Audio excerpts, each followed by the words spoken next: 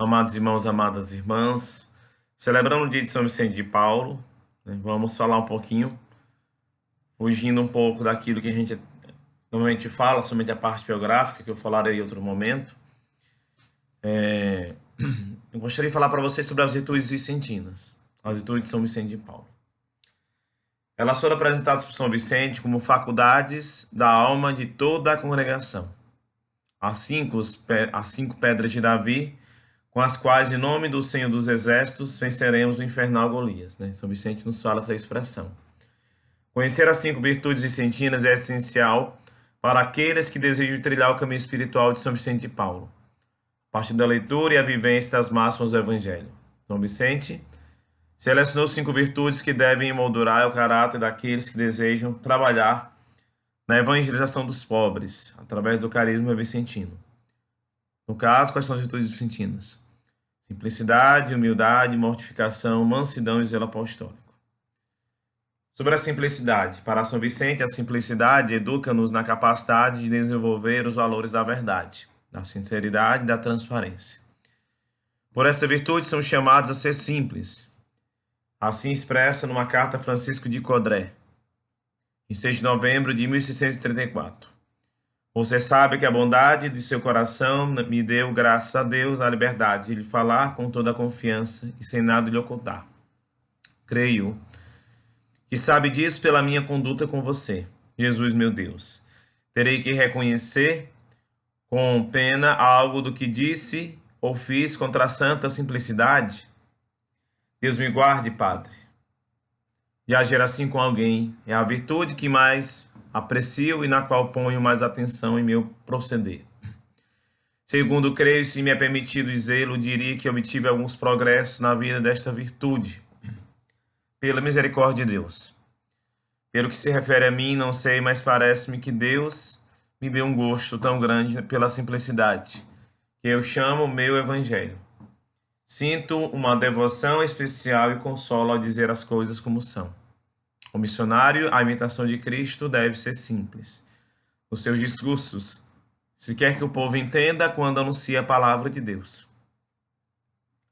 A segunda virtude, a humildade.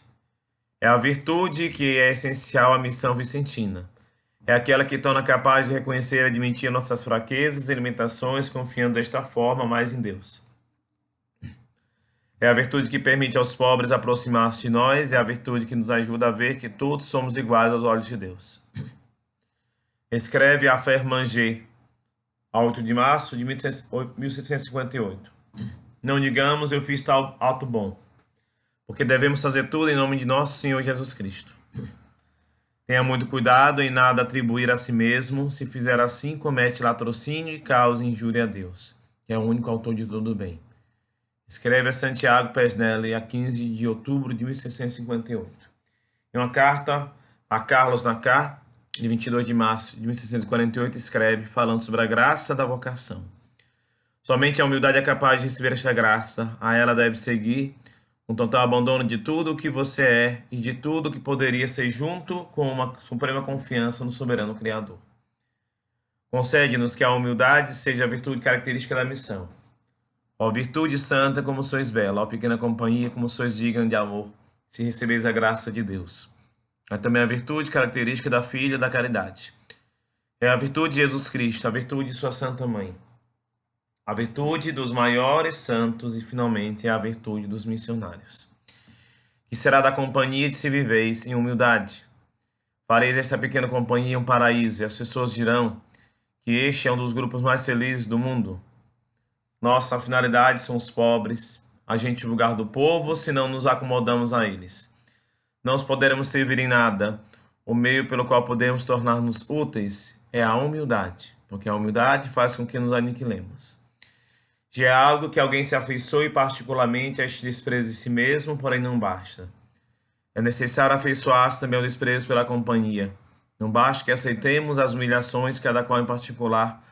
Devemos aceitá-las em geral, contente que se diga que a missão é inútil na igreja, que é composta de alguns pobres homens. Mansidão. São Vicente dizia que a mansidão se estende como a força à virtude que permite à pessoa moderar razoavelmente sua ira e indignação. É a virtude que ajuda a construir a confiança de uns dos outros, porque quando somos amáveis, os que são tímidos se abrirão em relação a nós. São Vicente escreve a luz de Marilac, a 1º de novembro de 1637. Se a doçura do seu espírito precisa de um pouquinho de vinagre, peça-o emprestado a nosso Senhor. Ó Mademoiselle, como ele sabe encontrar o agridoce quando necessário. Escreve Dionísio Lundan, superior de Alemã, a 7 de agosto de 1658. Assim, pois, padre, pode continuar com ele, fazendo guardar o que pode do regulamento conforme o espírito de nosso Senhor, que é ao mesmo tempo suave e firme. Se não se ganha uma pessoa pela mansidão e pela paciência, será difícil ganhá-la de outro modo.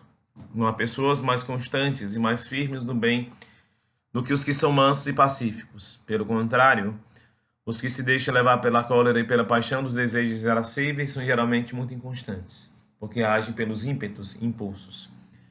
São como as correntezas, que só têm a força e violência nas enchentes e secam logo após ter passado o temporal. Enquanto que os rios que representam as pessoas pacíficas correm sem ruído, com tranquilidade, sem jamais secar. São as pobres gentes que vêm a se confessar, toscos ignorantes não fechados, e por assim dizer, tão animais que não sabem quantos deuses há e nem quantas pessoas em Deus. Ainda que se lhes diga 50 vezes, no final continuarão sendo tão ignorantes como no princípio. Se alguém não tem mansidão para aguentar a sua rusticidade, que poderá fazer? Nada, ao contrário, assustará essas pobres gentes. Mortificação é a virtude que nos pede para que entreguemos ao trabalho vicentino, devemos nos entregar aos pobres. Com a mortificação conhecemos o altruísmo. Padres, tenhamos sempre este exemplo diante dos nossos olhos e nunca percamos de vista a mortificação do Senhor. E que estamos obrigados a nos mortificar para podermos segui-los. Ponhamos nossos afetos sobre os seus, para que seus passos sejam a regra dos nossos no caminho da perfeição. Os santos são santos por terem seguido suas pegadas, por saberem renunciar a eles mesmos e por se terem mortificado em tudo. Outro meio, minhas filhas, que ajudará muito na oração é a mortificação. São duas irmãs, tão estreitamente unidas que nunca estão desamparadas. A mortificação vai na frente e a oração a segue. De modo que, minhas queridas irmãs, se quereis ser mulheres de oração, como é necessário, tereis que aprender a vos mortificardes.